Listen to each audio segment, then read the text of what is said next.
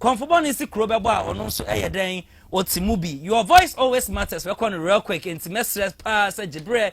Not ten our video no near mobile Ghana home. Esan say a yamenewo, ya honsam, ya manyofono, and some and yina, ya barbeka. Nana said him see a canodano, and Eddie panels in a fear. See, and many my serious, yeah, no stress in and mamma so do na ever call almost still. This program is very, very interactive. So I'm running anymore. Maybe I'm on true for not to know afraid now watch the wording. And then again, the number that you guys are using for this particular show is on your TV screen 0592136677. And now when the story keeps popping up, we'll share your ideas, your thoughts, your knowledge concerning stories, I are discussing in the studios of Hana TV, what if I making canning in our Ediama. I'm running anymore. Maybe I'm on true for not to know any dear coins so.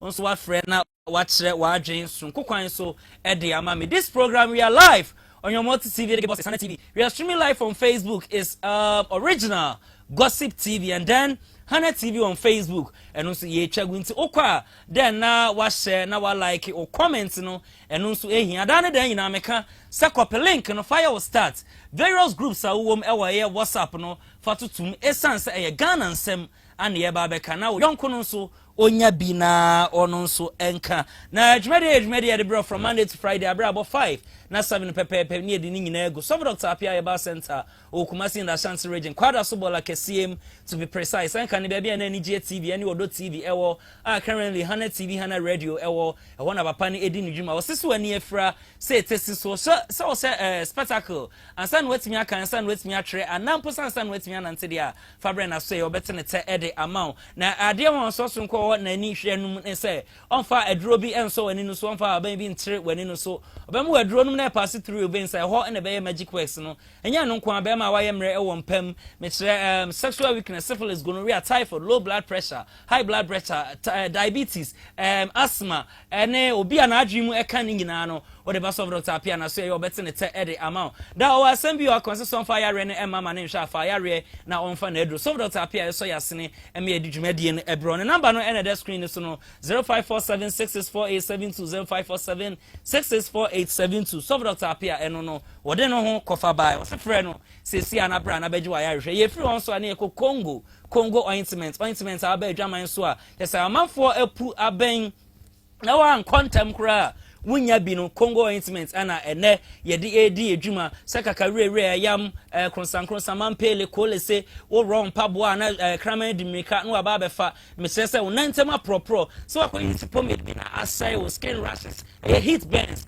ni nyina ama rede na ayabasa na oba untimi nyi wa wam me fan se eyiye bi aba ye nyina enim se ma dodo na ne ma o maba eyiye ba ebinum kope kunu binum kope mpena na untimi nyi wa wam da bi Congo ointment ana American farmer se fasrasa na rede na ni nyefe da ne da nyina meka se wo betimi asre obi back mpaboa ntare jewelry wo betimi asre ba honam de untimi ensre emfri obi wo ntima honam no o skin no ma no ehia pa eye na ebehia nso de na eye Congo ointment ana American farmer number no ene the screen so okwa herbal shop and as a pharmaceuticals bi ana obenya Congo ointment no wato na wa ma o skin no akasa ede amount ye free nso ana ye kwa eye Sokoto balm ye balm aba edwaman so se galam say taxi drivers eye mates tro for tese wo ye adwuma din bia unpon kofie na wa aposo kotodwe wo pechi wo sisi wo jonku ni nyina eye wo ya de hia se wa cleanse wo body no wo cleanse body ni ewia ti Congo ointment no ti Sokoto balm no na fa so esan se de pese wo desra na wo da na ho na de echi a wonya energy no times 3 na de ko wunjuma so nti ya ma no na anya dimpi enso eye adwuma nti wo cleanse wo body ni wia na de asra bibia be ko kama ede amount na ese yes Sokoto balm ana American for ede amount afei ye kwaye nim dia na ese Wapstar Lodge some year kuo enwuma mo pe baby conference hall kese fa capacity of beer 200 plus akwa your workshop and as a conference meeting Wapstar Lodge and American for edi amount okwa they have a very good serene environment compound no esun kama gym center no say ultra modern machines na wo ho swimming pool e wo ho rooms na king size bed queen size bed ni nyina wo ho full AC jacuzzi ni nyina e wo ho a chese wura hotel ho a obetimi adi udwuma kama ama wo ho atopa na say what style lodge ene nsuo totototo yi enkobo kan no pibi say me kodi birthday me koye wedding me koye party bia me koye engagement there be what star lodge and American farmer say ko na ko do udwuma and electricity no so esi so 24/7 what say yendum light wudru na ko do udwuma enwuma ko na so yasen me de bibi esi bro from Monday to Friday you are not left out unso betimi aba no aba be so yasen udwuma de bia ye di wo hana TV fie especially ye BBSC ube so yasen say de be betimi extend your time now all those stories say ye no ye betimi complete ni nyina se ye bo awura kontine chichiri ni bencheye say abrafo momra na meso yasene na yenso yemunyedru ne mo wade ton de ru ema da da yin da meka this ye bo wade ton de ru e wo hana TV a people might tell say bi akwaje eye juju eso juju no ene hana TV fia nti wo hwe number na e da crawler no screen no asena fa na friend panifo na omoni wundim komo wadwen na panifo say the musical no John Mahama President of the Republic of Ghana what's in a video we hana TV BBS show see edun ketia nanado dankwa baumia Dr. Mahmoud Baumia obia gi seat or pen or kreno enso etie it is tell friend another power say aba na yesa eba be boarem na ye di munsam ni emunchiremu nyina aba be som and then my panels no are ready e wo fia so let me quickly go to them welcome them on the show na yemfa enhyehyɛ so I have my very own Adepa Owufia Sansuna NDC communication team member Ashanti region Isaac Buedi enso ewa and general topics no ana ye nyina be discuss it's not a matter of we stand about one particular party say can be am away near condemn we there be no kre no efie and ha say so let me go to them welcome them on the show na yemfa enhyehyɛ so Adepa me akwaba yeah nia I hope say bibia boko nyame adom bibia you say nyame asawo yare why yare ache kafra fini afel fini afel oba bibia kanfo wa beauty no so there is beauty was me on sere was so ho aye fe pa mate ene ye be ye adwuma very yaba ne de na yaba de na yaba very good ba me ko honorable Isaac Buedi honorable free last week ni nyina me ne wa ne bo ha very good am for so many je ho pa ye feedback ninya wo eche na as a compliment na no wedding da o mase na no wedding da o bo ade nso ase minna se nipa wo nkwa bibia edida na kwem okay okay very good and yenko yenimu tentem so pa mesre safa wo mobile phone no fa wo mobile phone no na enidie kwan so ubetimi akọ YouTube no original gossip TV ewo YouTube it mesre say obefa phone no na share link no na afoforo enso enya bi ahwe na yenko yanim ami producer na ene yetimi ko hana TV on Facebook ana yetimi ko oh okay producer see ene yetimi anko hana TV on Facebook but YouTube no egusu a adwuma YouTube no is active adwuma message say visit original gossip TV ewo YouTube na enidie kwan so share link no na afoforo nso enya bi enhwe na yesa wo live ewo TikTok no my personal handle ana yede wo at Dizzi Davis KAD ewo TikTok at Dizzi Davis KAD so kwa TikTok says here we are live ewo hopa na yankwa yanim na me fa tip stories no emra asana mama abedwafo no abem no fan say last week Friday yentimi ama enye yen ada ne dan nyina meka say yemfidie ene yede ye adwuma ti say ho techima kakra aya mo fan che yenso ye adwuma na ya na sometimes ya pomuden enso akofom kakra ti e ba say yetimi revive na ye ho aduro na yenya energy no esa de betena ha say de be ya ye betimi serve mu good and then extraordinary very good yenkwa ne sa enti na tebe stories this one says in discipline in schools Education Ministry moves to tackle rising insubordinated in schools. And this one says, Ghana High Commissioner warns of escalating anti-immigration protests in South Africa. And then Accra Flowers, Aloboshi, Wenam Kasa Yabublushi Kurabase, yes, residents point fingers at government and then contractors. And then this one says, aftermath of Monday flood. Car owners consider selling vehicles stuck in Alaju. Alaju drained as scrap. And then Ghana Armed Forces to lead nationwide drain cleaning in post-flood recovery exercise. And then illegal mining resume along airstrip close to the banks of Tano River in Samraboy. And then cocoa sector, cocoa board releases 2.6 billion to pay cocoa farmers. And then Kumasi sanitation crackdown. Authorities deploy inspectors.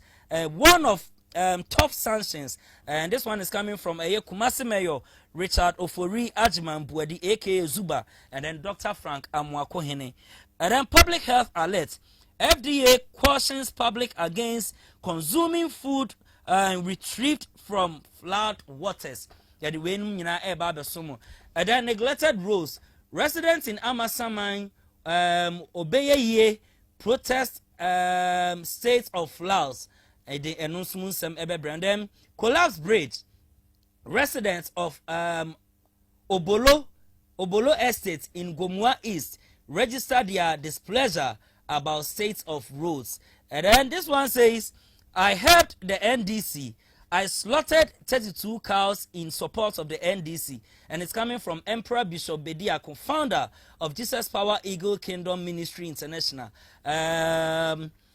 Reacting after his church at Pantan Village, which is Newtown, was demolished for allegedly being situated on a major waterway. These are top stories. BBSC. It's message Jebre. Makani nyina opoto kasem, but ye kon one after the other. I'll break it down. Na unsu wenya mu enchire mu any munti ase. Said that you see no mame come panels no. Maybe they have one interest. Ewo stories na makika no. Adepa. Yeah, the stories na good. He pan no interest. It will just 30 seconds. Okay, flood waters no. Flood and perennial flood in AC no. Okay. Anopa ne hame. Okay. Okay. Anopa ne ade hame. My stay ho ntimi nim the way I life is here. Okay. Matse. Mame kwa honorable Isaac Buede. Honorable. Ira. Yeah, dear good. Dani de nyina yabubo ensam no class yabubo bisu mpo pay you. Oh yeah. Na the catch me now. Ewo ya mind Ghana mu ha indiscipline in our schools, okay, especially among our students. Okay. Ti yeko yenim no adwen ya yenim de kakra yenim ni experience kakra yenya no ye de bemetifu. Okay. Any Ghana for you. All right. Okay, but that was and I am going into one after the other. I was indiscipline in schools. Education ministry Haruna Idrusu at the NSMB at so say parents no obesre se omon kansantre omo ema no mechira awofo no se de be ya ne ye bone ni suban bone ne ntete bia enni kwan se ana live bi wo enni kwan se omo portray no schools mu no awofo no enkasantre omo ma no na omo ntimi endi so ebie mu nso osade bi ekoma teachers no se ema omo mfa bronya ho enwi biscuits na nsem no say ana osika no yenko na yenti education minister Emra ewia yebeto ansem no so College. The school boys decided to help them with a CCTV camera. I've seen the students go and pull it down because they don't want to be recorded. That's indiscipline. That's unacceptable. And the heaviest sanctions should be meted out to them by the Ghana Education Service. But I know, Mr. Speaker, we reviewed our capital punishment regime. And therefore, there is laxity. And many of these students are not punished for those unacceptable conduct. Mr. Speaker, only last week I supported the Minister for the Interior and the Narcotics Control Institution to deal with the drug menace in schools. And you'll be alarmed that in some secondary schools, a student will have the courage to go and sell weed, marijuana, cannabis on school campus. Mr. Speaker, this should merit outright dismissal, because if this doesn't happen, he will poison the rest of the students who are completely innocent.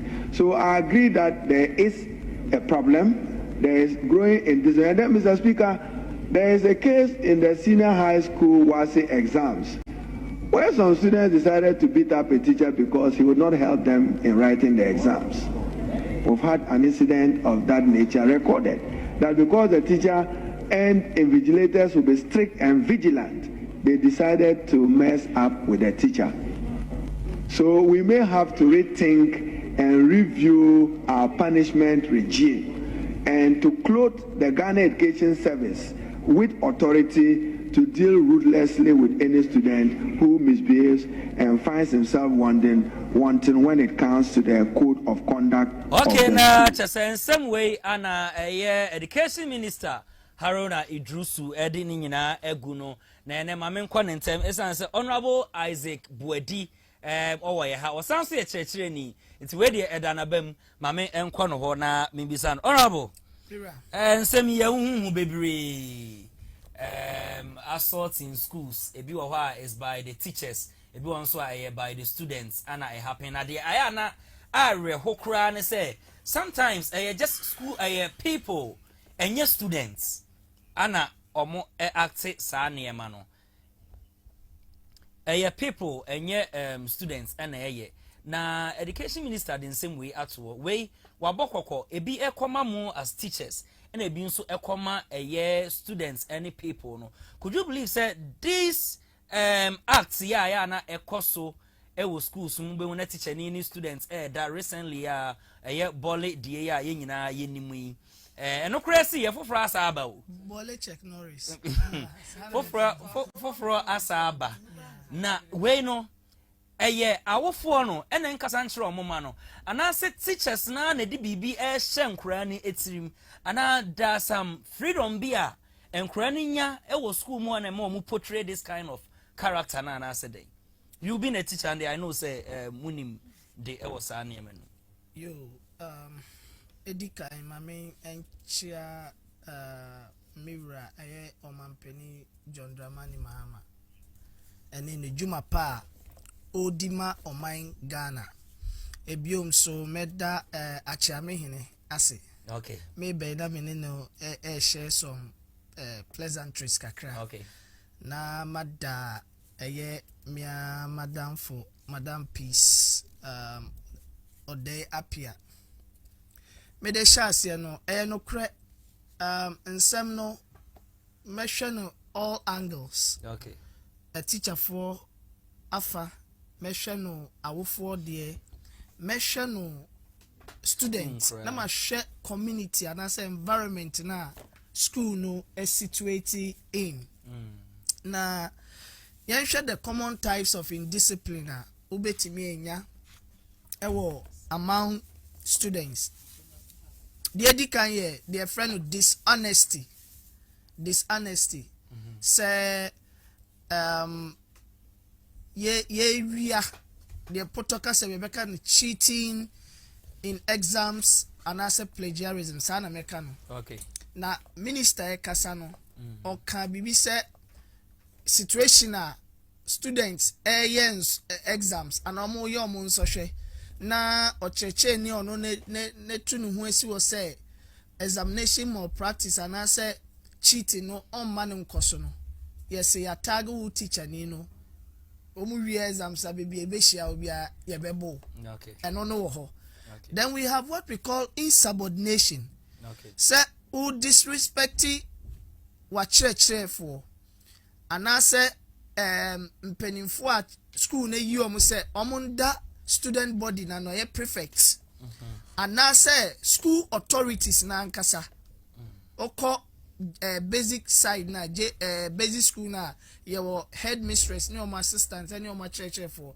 omo na school omo na make up the school authority okay oko senior high schools no so omo so wo omo de wo ho ansa na higher institutions no. Now, when you come to the senior high schools, especially a hana who such disruptive behaviors. Okay. And say subaya time. Na obi beka se den na emani basa. Ebi onuma a poor parental guidance and as a monitoring and as a socio-economic challenges are any trauma ni nyema bia eden di wo yeman mu ha sei. Enti efie bi wo honuma ye ntiaba.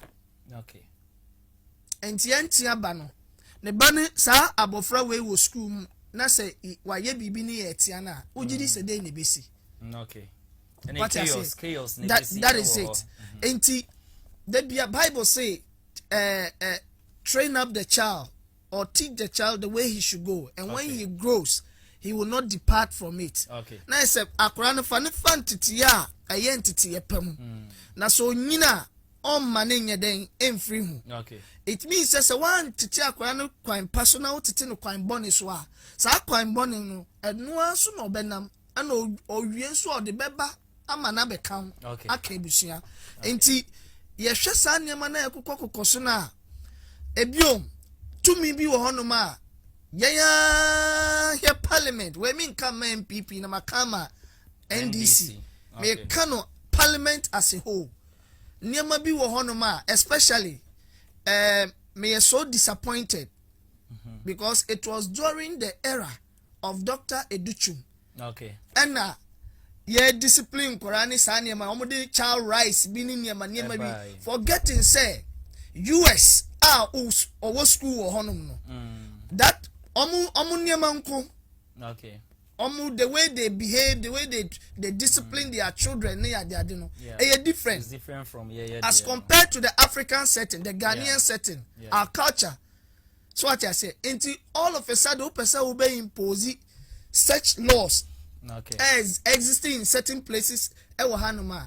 Problematic. Okay. And to me be one so much Jeffrey GS in some. And you know, GS is just serving as a body. And omuna was some enforce certain things, but so take action. Honorable, Monsieur Okasama, and because of sir policy now, Dr. Educhum at the Eba and during their era, no. Yes. Ama enya effects. Ewo GS as Ghana Education Service. Ama say kra michirema akra eye bone a. Wuntimi ntwe aba akra mbo no. There be me one. Kai said o checheni no.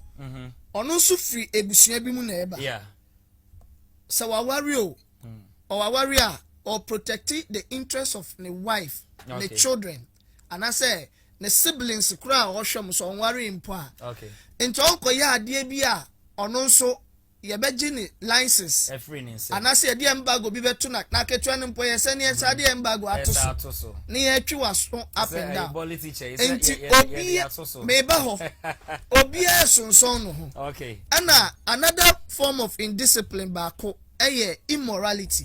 Okay. Na hanu ye kan ebeka stealing ni sexual misconduct but any drug but me concentrate on the sexual obi more practicing and na ekoso no se sia na abẹ fontin time fidie ni nti no bibi kitwa bi si wa hanu mo behu na ekoso ebra ye mu bi kura na ye wo SHS so what I say sure na ekoso but na it is not to this extent odi nipa ne beba classroom ebi onuma ti say boli the science lab so what I say but it is against every principle. Okay. Sa obia o kire na de o ye o kire ni oni sa nipa no sabi abofra no awofo no de na be hye won sa say titi abofra no ema ebusua ene oman no any community a abofra ni free na sa wo tene wo ho instead of giving training proper training to the child no what kind of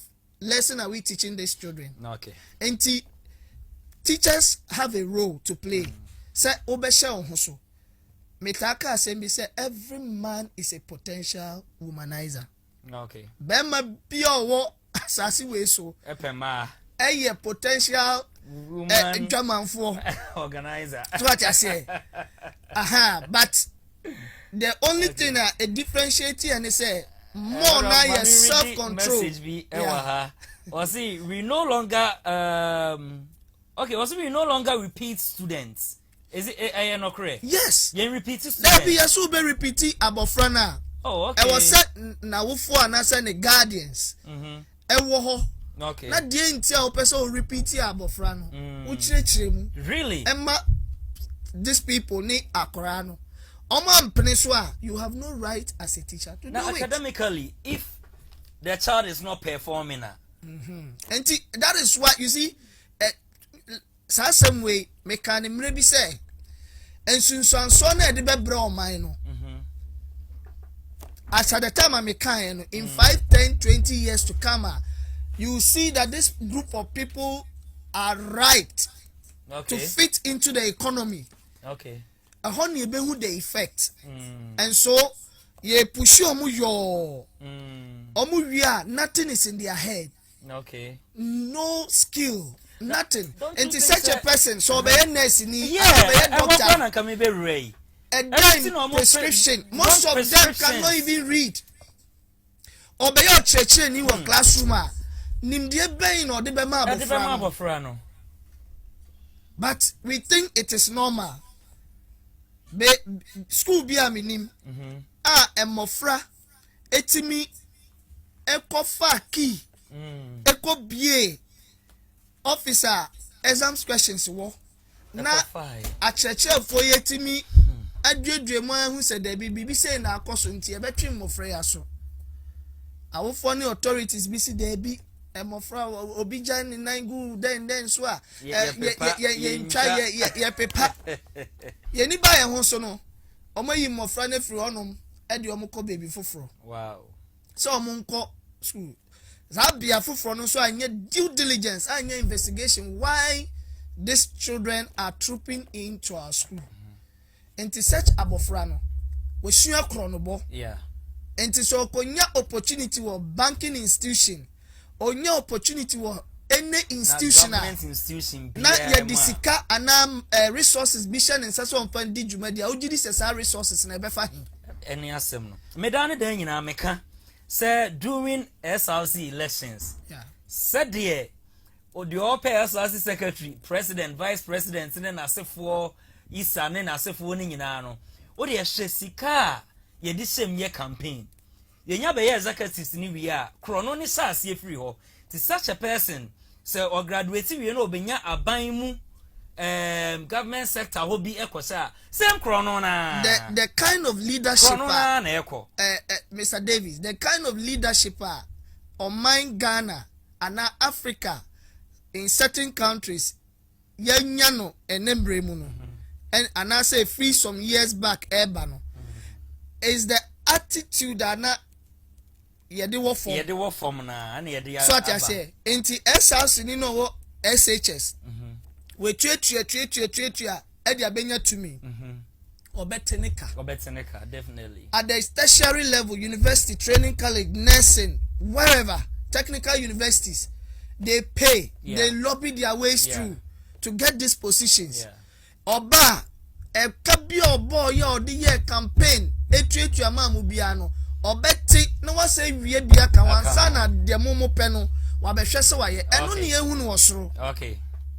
Enti yesre awufo meka say even though there are some bad nuts among achechefo no enyi na sabi can you treat me you say one cat bone enkate bone do ye one cat bone ewo enkate dodo na ye wo schools no dodo na omo wo subampa no ewo ho na ocheche ni bi ani wono ma sabi otai abofra bi make a way about both discipline and then sexual immorality men can say jaman sama ekoso your schools no enti yenna say obi tia oba enye so otan oba no na mom ni yie mu even though sometimes ebi etimi yema ne broso etra eno ne ye ufa be 10 cases ubenya be 1 or 2 bi wom ntanu ensheda nye ebi na okọ every field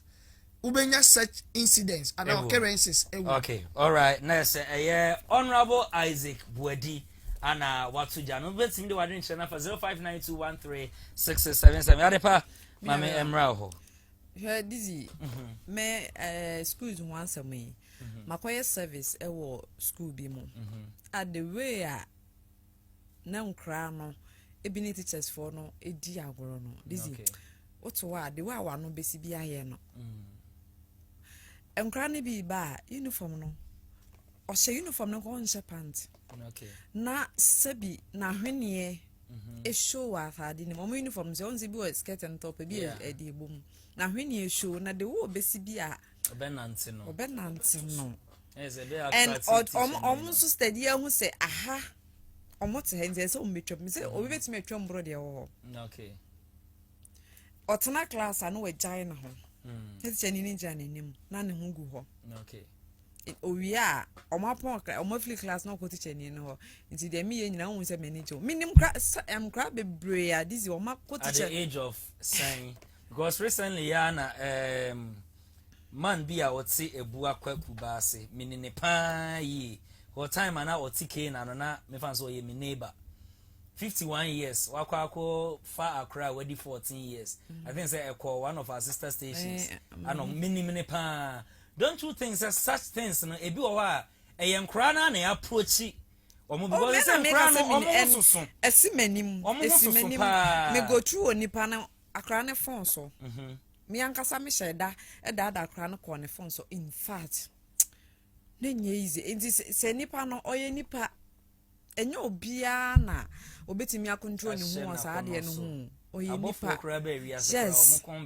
yes obi na wo hwe ne chat bi a me pese me besra wo mbese mbesi unioma ma wo mbese mbese wow and obi minimum obi owo ho na Accra na nim hwere ena no mpese obepam na ma Accra na ba school mu ho a obeka ensem finti o ma na kwan ma ni wura ne dem okay but nyame nchaade the way ana Accra ne si bi ye no o si lucky na ne friend bi ba ho just an worry no na oya bema because Accra teacher need to ho na utimi ote ho a o se no ote ho a no wo ya de hu ya ne say wo de won sa gu ni kom oya bema oh yes and bema on say wanya bibi sa odwin so kwa kwotena school mu akoka say ne ho kura ni ho into obeye and sometimes yes yeah and sometimes me bisa me won say me hu nkra no so me bisa mo say into mo free school mu ba o ma wo fo no ya o mo hu o ma na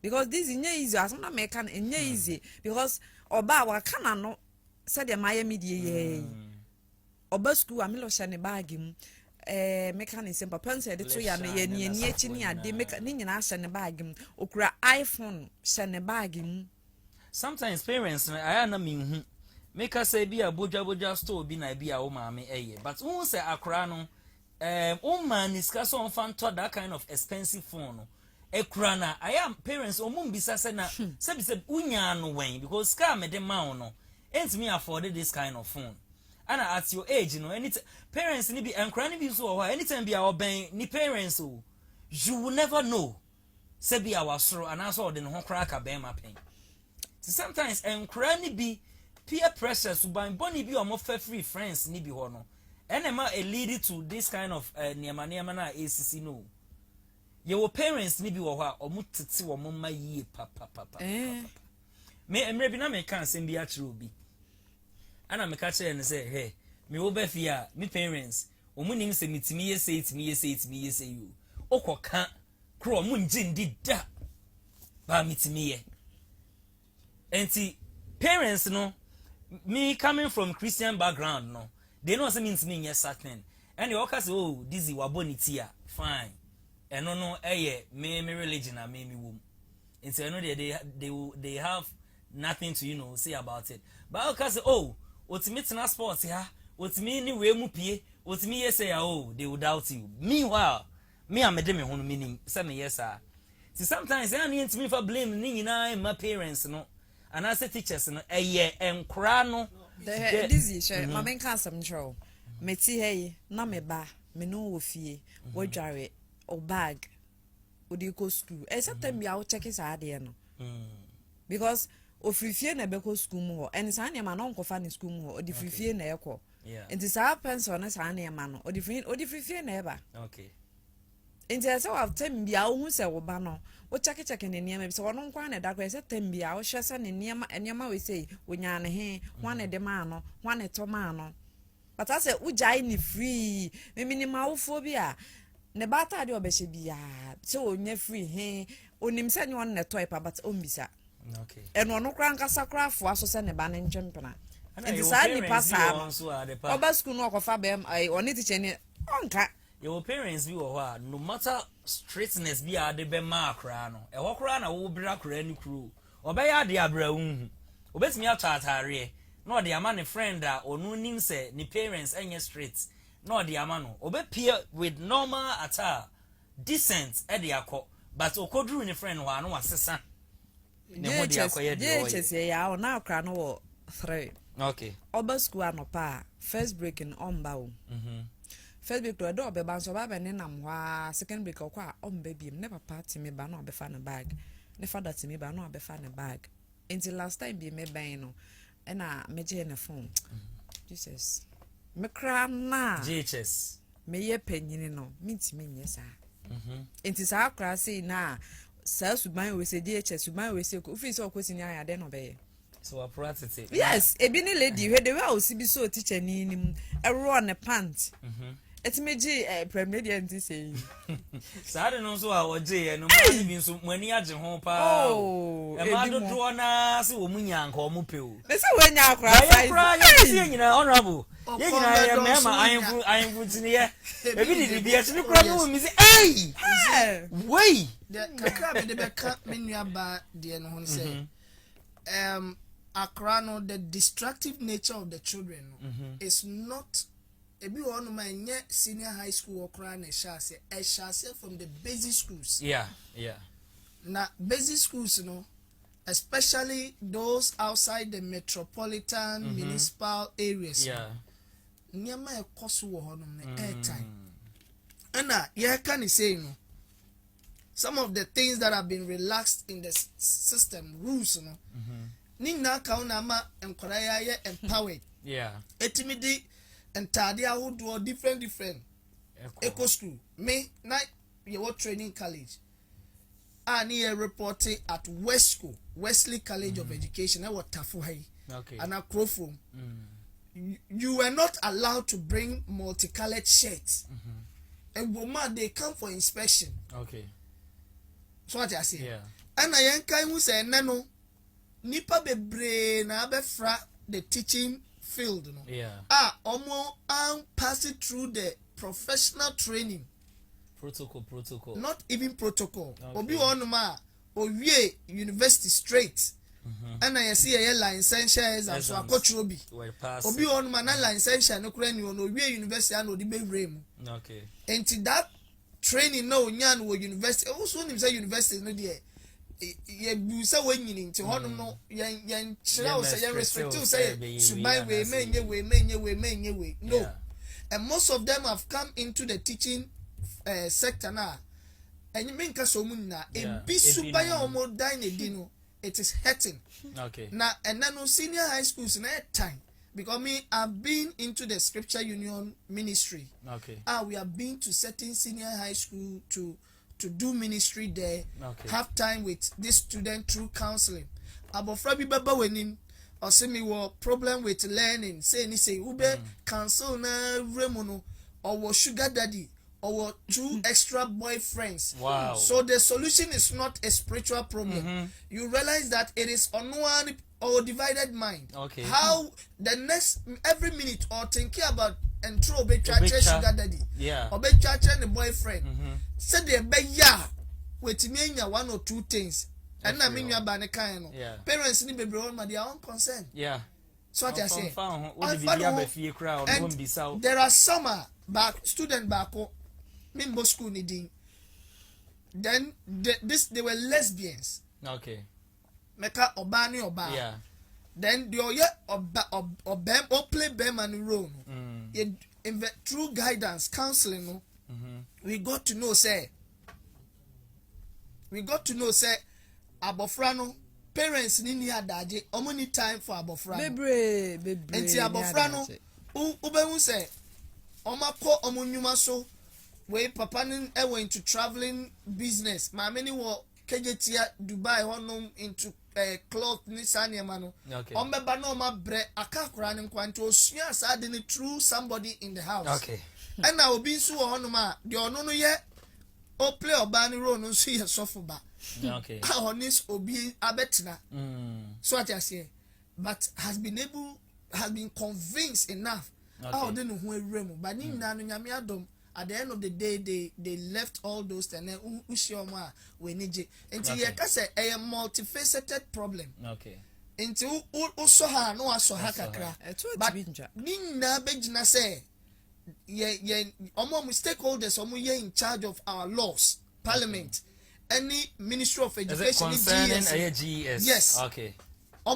Back together. No more review this young cancer corporal punishment, but certain corrective enforcement measures be put it in place. Now, Kurano, dear, yet me who can be first, you be cancel, you be tiano. Okay. Nothing so, yay, as our phone soon. Ube pesike we na uba asaya, sikano faso bi eniso. Okay. All right, now just say honorable Isaac Buedi ana Yatsen and Kano. I say omo eka ho asem because yeah. I was almost showing say na third and only can say e be dan sirim. Except first me uniform na da ma ha because do you know something? Sometimes crown say one say uniform no am school. Extra classes now or more and especially Saturdays classes. No. That is when they portray the acts in them. Emma teachers no say way ni figure say yes because they say Emano Montarena Abano. Yeah, Montarena Abano mo say yeshafata. Certain food joints, pizza man, tasty queen, all those things. Yeah. Who this young guy said for 98 city pub. So what I say. Certain places, young can engusa places. No, they are doing their business. Sure. But yeah, can say person who this kind of attitude. Yeah. So Saturday classes. Yeah, you might find this Saturdays ni omo bafie SHS no. I have Kosovo line. Now mo pon be 12-1 mu onum na ya show mo. Okay. Show. Nancy bi omo de beto from Sabi enkora no de ebi eye enkora boni. Yeah. Okay. Okay. Enkora no ebi eye enkora boni yenkoya nim. So we primary obaja apoloso. Hey, primary so waka kan. Na da bi odi onya bia. Ase bitnasi. Eyi ne me kan say eyi say oyi ni pan. Sanu ka senka betimi aye.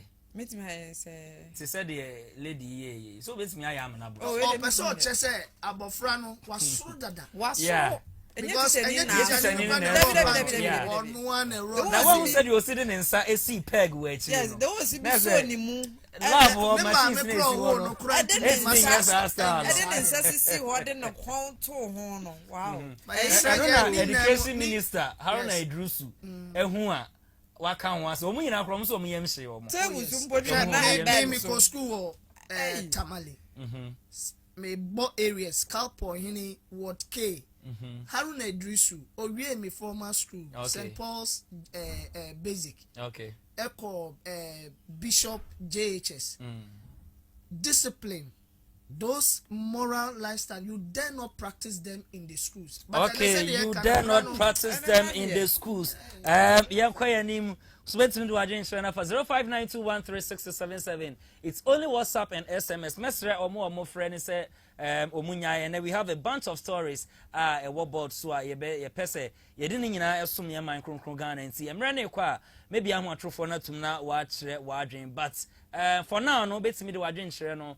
Alpha 0592136077. It's WhatsApp and then SMS. Young kwa a xenophobic attack na air no. What does one say is Ghana High Commissioner warns of escalating anti-immigrant protest in South Africa. Young kwa niesha video nemra.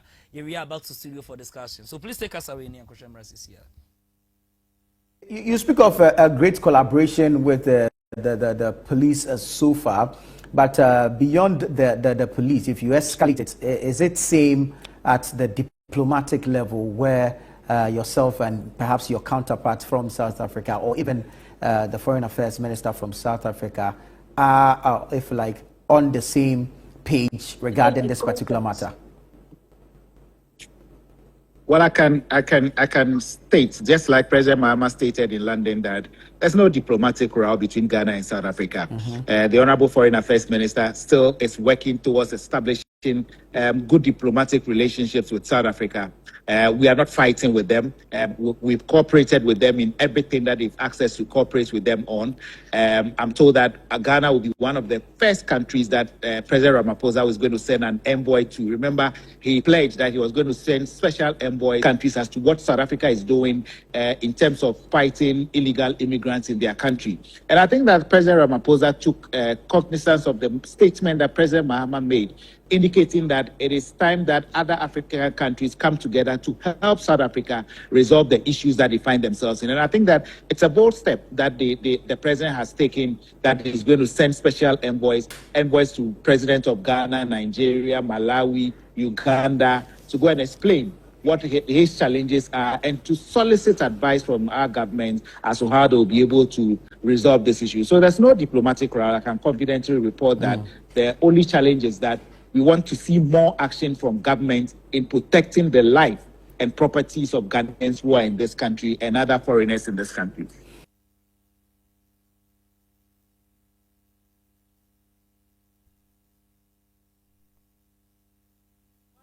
Okay, na chese ensem no nyina na yakwa akwatie ede aba no video no ewa ye because we have videos assault no na is too much violence so Ghanaian citizens omo akwa PM South Africa binom ya close binom shop Ghana for na bia kra na omo unlock omo shop and then you will see the South Africans no omo edun so gu omo neyama so how omo see more treaty Ghana for any other African countries omo migrated from omo krom aba omo hon eni enyan pa na me ya kan say foreign affairs minister Samuel Okudzeto ablokwa omo at 300 for na okofa omo baaye no Bosha His Excellency John Dramani Mahama ede share omo say obi akwa spend the entire life ewo ho ebi 30 years 40 years 50 years waye japade ewo ho ti sa nkofo no omaba no obema omo futuo bi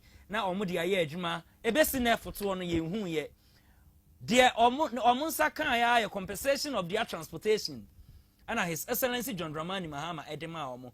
Here's the case that there are so many Ghanaians omo so ewo ho ebinum nyambai na yebesre foreign affairs minister Ghana High Commissioner omunye bibi mfa ho cause ekoba Ghana this year ana ewo ho. And then again I heard one minister be na or can say yemso ye pam South Africans no emuko omukroma ye be losing yema bibre in the likes of DSTV, MTN, just I think so many banks in asefo ye ni omu edija yemso yenya income every omu. If say Ghana we are here to assess ourselves well. Na ye niema be ye companies be no ye be ye ni ya. We don't need anyone to batch in the country to serve we as Ghanaians. If say yes to do unto others what you want others to do to you.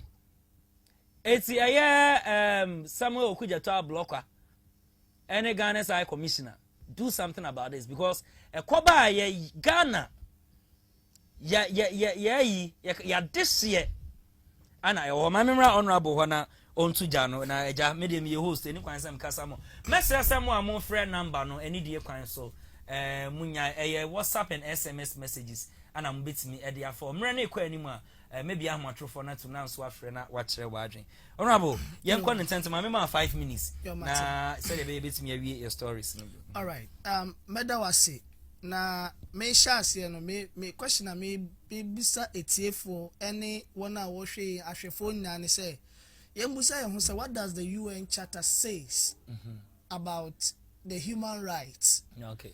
Human rights. Or say the UN Charter establishes universal respect for human rights without discrimination. Okay. Inti any kwan say who discriminate whether nipa ni free woman mu and also on free ho. Okay. You must respect every human. Okay. Then in the context of the xenophobic attack in South Africa, you and I emphasize that the government of South Africa should make sure that it protects all foreigners, including citizens. But what do we see? You see even police officers going along with this tax. I will not call them freedom fighters or whatever for South Africa. Tax. Only are conform. Because they don't work. Most of them do not work. Because they give them stipend every month. Look at them. Bloated. Carrying sticks and whatever on the street. But the UN Charter, Article 55, 50 and 56, also the UN Charter requires member states to promote universal respect for and observance of human rights and fundamental freedom for all without distinction to race, sex, language, or religion. Me born a tough ano. The official say, "Ye be boot onipa biya, so ye bema, so ye oba, say free South Africa, so free South Africa." I was so much protecting the citizens of other countries. Say be obi abetna wo maimu for more than 10 years, 5 years, or genuine papers. But who see who dear. Munye juma mu ye ntino ada na mumfa nkwa abrofo no so video na circulate na omo ye attempt so omo kwa abrofo no so no so hu de to omo abrofo no ye omo den abrofo no munya South Africa fo omo ye South Africa so what you say na untimi emfa nkwa omo so because omo na factories ni company sa DSTV ni ade ka nya blacks ni oni o Stanbic Bank enya blacks no Aya brofuno and I created those jobs. Na mo ankasa no emrebi nansaya niema ikosuno. O share typically where the South Africans live. Now o share environment in field a fee adukro mo that you ask yourself say sa nipa we wo de ni ekotena baby a hoye cleaner or be keep you saying. South Africa can never exist without other foreign nationals in that country. Let's give ourselves some 5-10 years. If all nationals from other African countries, every South Africa, so South Africa will survive it. But I want to also appeal. If the ekosono yaka aka abepem ne July C. Bibia papa biantimi free Mumbai. Only recently na Ramaphosa president and make a statement, but those statements do not solve the problem. Into the air can say, you see, a football and such nipa. Yes, this all consortium. Let's reciprocate it. Or mind be the echoes of South Africa. Me, I am, in my opinion, I would want or mind be South Africa for pamo modishie efrimu omu saimu nyuma omu jiji maybe brumuno. Let's reciprocate. Sabi papa anyeshia boneso nyade enyeshi. Said the Moses Mrane Kano or say a tooth for a tooth, an eye for an eye. Alright, mami share adie ewa hasi na eye mesere nyuntuni Shataraku ana wa posti ede atuni page. Was it South African companies operating in Ghana? 1 MTN, 2 DSTV, 3 Stanbic Bank, 4 Protea Hotels, 5 Submiller, 6 Shoprite, 7 Vodacom, 8 Woolworth, 9 Lancet Laboratory, 10 South African Airlines, 11 First National Bank, 12 Goldfields, 13 AFSA, and then 14 Bureau. Anna, yaba Ghanaian companies operating in South Africa. Hana Syrian one. One was the Redeemed Christian Church. 2 ICGC. 3 Action Chapel. 4 Hall of Strength Ministry. 5 Royal House Chapel. 6 Assemblies of God.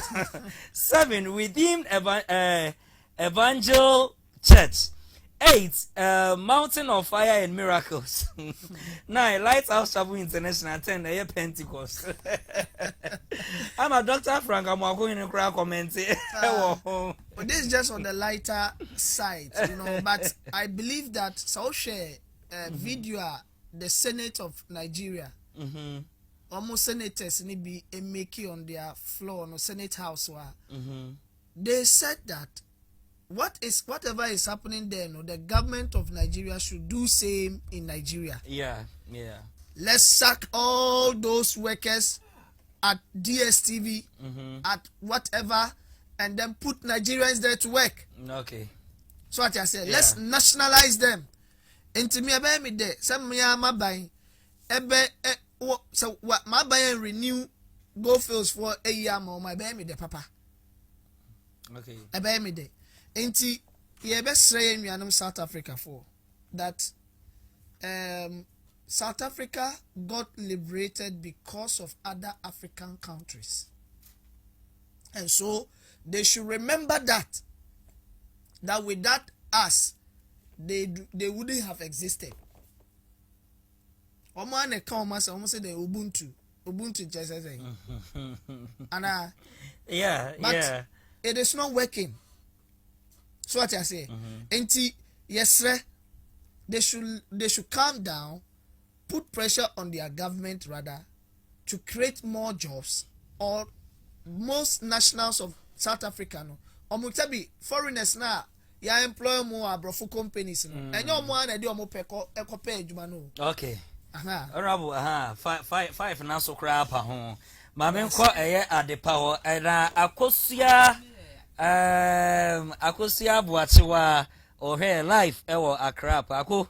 I hope so when Yango Punsha no Yokesana. At the before me about so my main ready message way. This one says, my name is Legend Scanner inside Cape Coast. In today's age and time, it's a big shame on SA to subject the citizens of other countries to such barbaric acts of xenophobic whatever. The whole world is too civilized to experience this. Ghana must prove to South Africa that we are far more matured people than they are. We will not subject their people and their businesses to similar torture. Regarding our SHS, our punishment regime should be revised to ensure we put some sanity on our campuses. I rest my case. Shalom. Na said the Legend Scanner. Eddie Free Cape Coast, Eddie Abanono. So let's do a channel for the same 0592136677. Adepa, my memory is also 5 minutes. Me come on, I said Nigeria for you, and you almost are. Hey, Dizzi, we so the Abba say we are all mature than them. In Sinikwan say, the entire make us say, and you almost are, and say, because Ghana near Cotsana. Okay. Business and business now they oil or hono abuamu because unti main country is a business on bay on fasubia maswamamu abuamu na nipa ne te ho Ghana ni te ho no business na abuamu na wosu kunu omfiri ho ma na wo te Ghana ha business na boy na de enti mempamu. Okay, tinese te ebetimi amama sade yankofa obi akotena so many years abre ni moja ni kukuhwi ase akwantu omunsam enye easy sa even kwa Ghana kwa wa akwa na otukwan wa ahaya akla enye easy kotena obi krom kukuhwi ase bebrebe na within short time bibia na aka chance wo mfiri ho mra ya it's the same thing as here omo wa because wo Ghana o te Ghana ha na wo ye business say business na bo Ghana ha na ye mo mo kwa be ha adwuna the same thing na ye nkofo Ghana fo omo ho no business omo so ja no ha omo okay because obi wa won kan bi nhyem omo a mampanyi adaroma otimo ombedru Ghana asunjo obi okọ nkan bi nhyem ni sikasam na nsa nka na hwe wa betena Ghana sa all right se bi wanya abusua bi a ebi atama no ho no na ohwe nachi etoto ne niam ya oba afi no oba start okay it's the same thing yam fanya omno nso nko okay ma memra honorable Isaac Buadi ho honorable we 1 minute me ma ne mpa ho Okay. me ma ne mpa akra me bisa first 300 na foreign affairs minister Okujato Ablokwa ekofa omo ebaaye no o assure omo say omampani sister de omasi akobre ewo ho na omabo omo bra wo obi kura bie company ya pam no wanfa pin kura de aba omampani kan say obemu omo futuo bi na capital bi no omo de ahye abrabo ase ode omo baaye no ye hu ne say omo TNT ede ema omo de call mu various homes na how long ana sky akai ebeba wonya sure say obi wo nim say bose bi wo a wo sha emem te na ma ne ntena ho ebi won na mu sa o mu hu so ye Ghanaian enti ote ho na asakofo unique se e de abre no ebi anka omamponi e de futuo bi e de ma omo e ma ye media ne nyina ehun say oh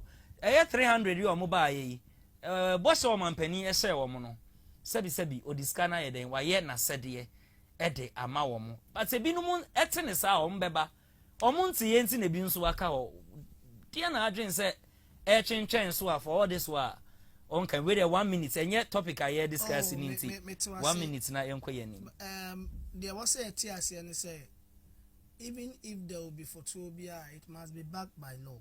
Okay. I was say den hye egu akwem onye se ofiti anu akotam aban sika e dia mom na wo de akomo obi say no ho kire ni nti me de ebuwa wo. Okay. It drew accountability and I will say wedding same. Okay. And say a woman say wakade, but me sure say it will not materialize. Okay. It will materialize it. But so one conform so in free one mama and a baby bonnet to ma. Ye kroya ye besa try ho I blame the government say and I won't mind saying it to but I tell you whatever happens to any Ghanaian anywhere the government is following and will make sure that justice prevail for such individuals. See, okay. The first point of call was to bring them. Okay. 2, to give them some to mean jamu akra ho. Samo amunko peka. Obi okran past 10 years are okay, 15 years are okay. Oni baby at new plan kra ho. So what I say. And there was set no. First of all, their health needs. Yeah. They test them. Extra bibia boni bia ni ho. They feed them. They give them something. Yes. They need psychologists. I mean, all those people have talked with them. They've psyched them up, and they have given them something that can take them to wherever they come from across the country. And I think that we should applaud the government and hope that things will be materialized within the shortest possible time. Okay. All right, Mati Medawasipa. Yankwe Accra Flouts. They are Yaka still na yuguso yebeka we alogbosi minim I am fan chams Accra din no man boni ya na I was even thinking say ya bublosi ana producer atre but we dey nya bublosi enti me mon kan mo ma men fa ne sa lobosi residents point fingers at government and then contractor concerning the floods enti yenko na yenhwe video no emra ewia ebebo ewrem na yasa to us. Problem here is they started this contract while the youth were complaining that this gutter is too small for the town. This is not an estate. This is a community affected by water every year. So you can't come and do this for such a place. Now check out the other gutter. They came around and shared 500 CD for people who were affected by flood. Which that 500 CD, if you calculate the number of people who collected that 500 CD, that could have even brought an excavator to dig the other gutter. Because when you check the other side, you can see every time when the rain falls, the water is searching for a way to pass. Look at the gutter. So sharing 500 CD for some few people cannot solve the problem of this community. They should rather come and dig the gutter. That's the most important thing. And this nonsense must be scattered. This small gutter cannot help this community. Check out the bridge and see the height. Check out the height of the bridge and see, can this gutter help this community? No. So until they listen to the youth and crack this thing down, we will always be having such problems in this community. Case closed. Monday, nyama kosu alogboshi. Nyama kosu alogboshi. Nyama pa. As we are voting, the boy mine. Ewo nipa dead bodies at 20 pieces. And yes, omu animal. We still the own free the bahano. It's what to be our anu. Omu ya komaji contract ayewe. Omu si contract now with ma we mine $14 million. Now so contract no. Omu anya shi. Omu disika no. $40 million contract no. $40 million no. How many scanu? Everybody adi yere. How many are man for yere? Contract no ji juma no. Obana contract no ji sa juma. When this scanu? How many are imbani na economy? Oanye juma bia. This in so petit pois. Everything in so ato. Kesiye. In so petit was every road be there. In Drapo, nkɔfo nso nkyɛ ɔmo po nso kyɛ ɔmo ndra ɛyɛ sɛ ewuram kɛkɛ o de bibi a wɔda ne mu ɛnyɛ ɔman no yɛpa atwɔ yɛso yɛvo ti ma mo ɛyinu ɛfa kiosk mpo wɔ ha nkɔɔ da anaasɛ enro bi fie ba ɛndra nso na ɛtɔɔyɛ no ayili beebiaa ufema wobɛkɔ beebi agɔta ni mpo na wobɛdwen sɛ ubetini ananti atwa no ɛde wobɛkɔ akɔhyɛ gɔta mu yɛsrɛ aban ɔmomboae nso na ntiɛ ɛndɛ true sisi askani obi yɛbɛsɛn na yɛbɛyɛ yɛbɛkɔ hemfa na yɛkɔ akɔda sɛn na yɛbɛyɛ yɛbɛkɔ mpo ɔpɛni bi amba ha yɛ fada mp bi amba ha yɛ pɛni bi ansi ha yɛ asɛ last bi na nsuo ni tɔɛ no ɛtɔɛ no anfa kiosk ba yiriye eno na aso mo ba oba na ne ba ase ana obema skani obechiche ni ama bi mu apart from eno no asa nso aditin ya we obi amba at least eno ameti se na ye man panyi kasa se on betiti gata ni mama ye enti esre se bia ahoba no fa se alogbosi alogbosi eho ana yakọ akwa ede aba no na before say mema abedwafo no abem no yenhye ensuo no eyiri saa no one woman bi areho sempa she was trying to escape but said yes say me hu a minsinche yenko na yenhwe saa video no ensomra ewia yebeto aso.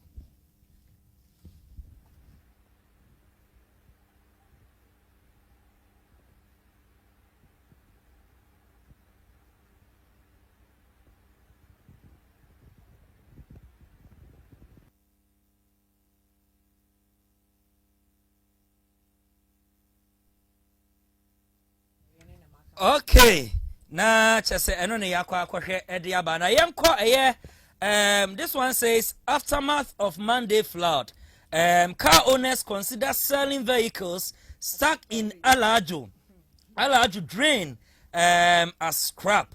Yenko na yenhwe eno nso emra. Na bibi yehwe no wi na de enkra mienu na ya rescue omo but said ewo de ya o ni papa enkro mawu omo da wa se chobi o de yenhwe sa two videos no emra san wi na yato aso.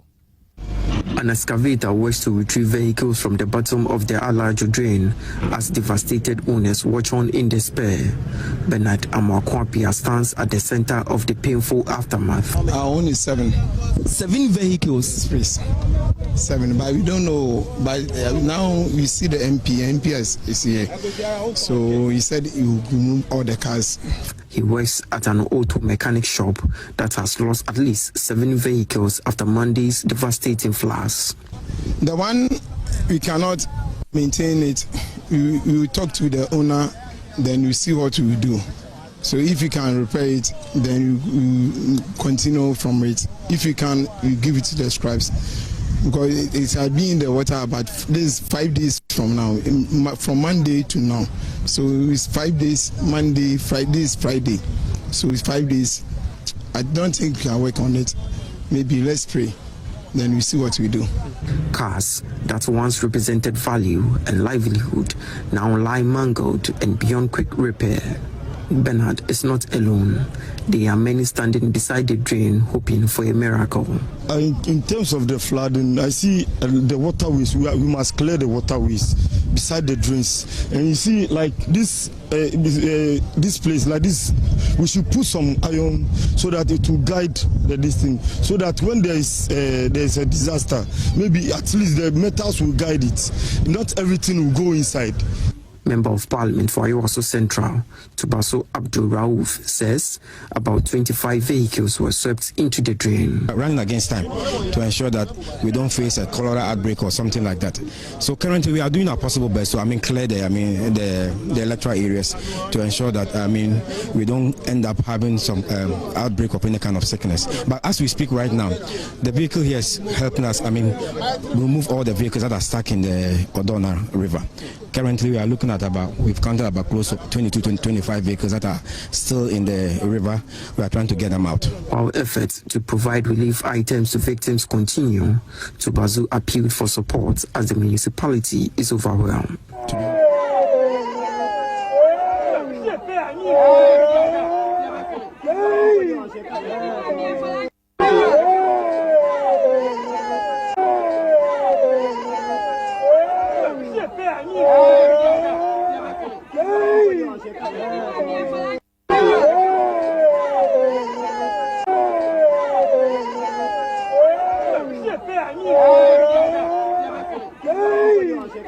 Okay. Areho. Ghana adia to yeni. I say afi bia any munsem but afi we die a chain ye mpanimfo insia helicopter crash e jasehye ne nasefo and then flood. Eya pa na adepa ma memra ho ase enyesa wo bisun suri e kasa ntem empray any cars crowd say material things but car crowd those are o ma hwere o ma de hye ne hwe 9 months akwantuo the akrana no de chin crowd as chuobi so short na phone so the akase chuobi said the work na and woman be anon so I think say na wa say 1 month o no so emche o ma hu on ne ba no o ma hu no oh media ya mi yana say I any cars ne sa anya mana ekoni na enhami but enipa na o ma hwere o mo kra no Dizzi in fact me ka say video me my basa akam ka say nya me yana me boa because enye easy ye will be wo kra na baby a ne tip ni mfie adru onwo biem bi wo kra na ni nua ne maame asa oni obi abiem enye easy sa ejapade de ye beto ye beja ho wo fi a ene de ya o metimi aye hu bibia mansuo na atwe but o hwere wo kra ya na ya ro Dizzi na me de wen so ta so ye nuanom nkanfo sabi ebi mo obulo de onim tashi enim saa we say eninim ho no ne saa incident we sisi nyina no omo oburu ankasa because baby ya mimi nim no ukona ball a ya to agu ho no even ka we see a video bi am copy so guy bi so na no be hwe ball agu nsuo nim ade na esi na nkofo ka ho asam so na wo be hwe ball agu ho ana o to bo so na no be hwe say nipa bibini sabi emu bi mu minim baby ya na ya dwe no enenam enkofo kwa ahohiahia mu awuwu ya wo sei ai ye find solutions ade no ebe sabi na me hu de wo ye no nyansa bi mu okay because empayinfom form na insi form na nkran bonten so miamia ni bi wo ho a bebi omoto ball egu no omo njae okay because baller na ama we nya because baller na sisi kwan bebire ese nsuo ne ko but enya kwan na ama yes na ama we nyina because nka nsuo ne nya kwan kwa mnya sure nka we besi okay because nsuo enya kwan even class okọ sebi yonkra se nka se bia na ko bebi o modigam say na nsuo ne nya kwan a na afi eyira fa ho any waterlog areas no ma to answer but nsuo ne nya kwan kwa ohun beto enti mesrem pe inform na insi form not am me baby omoto ball agu a eni kwan so omoto ball agu no omonhwe ni ye na bridge na omoye omonhwe hunu say omo se da de bi wo too risky bridge na e wo eye da de bi ani nchan ona mo kwa na power alogbosi ho no bridge no e very very risky ye ni sesi e ya omo twen car free mu yi bia ni se bia ni hu a power yes nti also at least omo ya ye da de bi omo enfa omo bo iron road da de se be ya wo ye kra na obenya baby de won sa so ba we a power wo kwa no ansa wo ko mimi si ami nim zwem dware ne na ayeka nti yesre alajo hona na omotwe yes sawe no yes re baby ana guy bi minim say ye hwa de ana wo twe body bi e de na afro so ho ne nya easy ma no ye on say di kan kwahwe ai alubusi e hona na nkofo na kan se contractors no omo de scan ehwe e ma no ana alajo ho no ehɔ na ɔmo bie weenum ɔmo ayɛ gata kakra se onipa no wɔde fa wo ba na so no so de fa kasa bi wɔ hɔ ani kwan sɛ wo ka de esie na ɛsɛ ye fa ho adwene ehu de ɛbɛyɛ saa kasa ya o kan no video ho hia okay ɛho hia because ebia unim ne enti ama saa de na so ɔmo ka sɛ ɔmo ya ebia mo ɔmo gya ya na ɔmo ɛsesa no yɛ ni different way nti ne kwan sɛ ɔbɛ kasa sɛ ɔmo de awewe mo guess ɔmo de ɛnyɛ fɛ okay ye de enye sie wie but se sie ye no kwan say ye mabiem san si biem ezi etu nwa na mo because nsuo na Africa na ebeto Africa na eru July agete ebeto enyante ye okay enti yesre mpemfo no form na yin si form still ne ye kwasu baby om to bolegun still bi mu da ho atugu yeah ye kwasu nyina echi no mpemfo no form na yin si form na baby a eni kwan so om to bolegun om ntu ho na mo and ye nua mo nkranfo no enye se bia ade bi wo ha muhia no wo mo mantem ana muhia se bi o me aban me ye bibi ma panyine bi odi ne bia wadi sika no okay me ye sure say nipa no de asie wote ebe ha no ma me na o mo ntaage no wote ebe ha no ene me nye sure say sika no wadi okay ebia de na o pese wo ye no ebia amba ne saa ana se bia fi contractor no so de wo si bi ye no na ama na basa nti sometimes ade bi wo ha ya nsusu mbire mu mpanyimfo ne bebre ya na contractor for ne bi ka ho because the way ebia unim se say na wo ye no nya saa na ebia obeye no nti yes na road minister Kwame Agboza ebeka say MMDCs no they should come on field no monitor the contractor and your money man in your west asa na oma ba be report tell me is last time bi na ye kan asam wa I said tell me hu say ade na wo ye no o ye ne sade ye mo pe no na wo dey bo MC okum kom abaso no ya because na ibi a wo ye bia hu no ho yeah ibi a wo ye bia ka chen say e botoma ye dry ti honorable okum kom honorable be so say bu ama ene ka adepa wa ha odofo adepa wa ha ozi ebotoma ye dry honorable ebotoma ye dry ti area be fro na area ye mfre na adepa